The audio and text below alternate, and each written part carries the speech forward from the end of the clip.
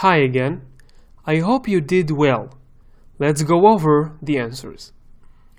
The answer is E. Use this substitution, then the calculation for the antiderivative follows. From there, it is a matter of plugging in.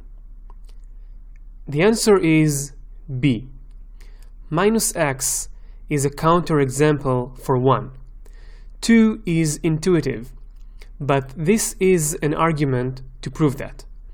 If at some point the value a is negative, the integral cannot converge. So f is bounded, and the limit must exist. Call it b. If b is strictly positive, we see that the integral cannot converge as well. There are many counterexamples for 3. The floor function is one of them, which looks something like that. I will take this opportunity to tell you that monotone functions can only have countable number of points of discontinuity. Each of those must be a jump. The answer is A. Recall the arctangent expansion with radius 1.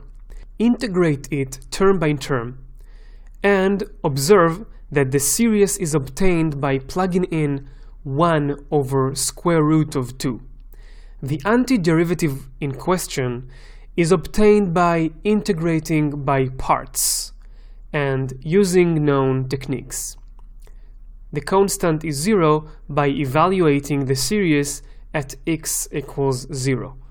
Finally, plug in 1 over square root of 2. The answer is C.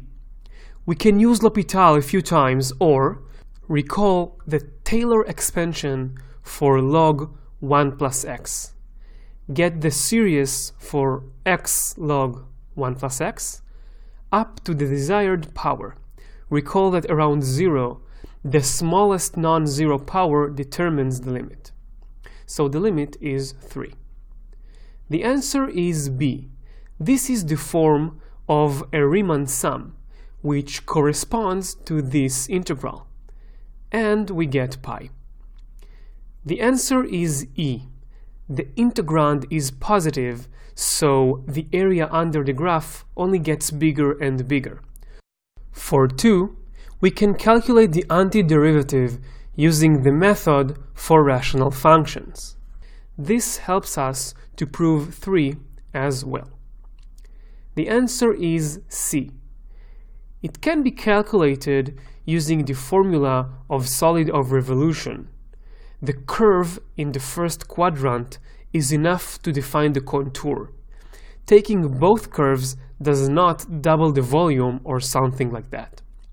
However, it is faster to just take half of the known formula for the volume of a sphere. Join us for the next module, multivariable calculus.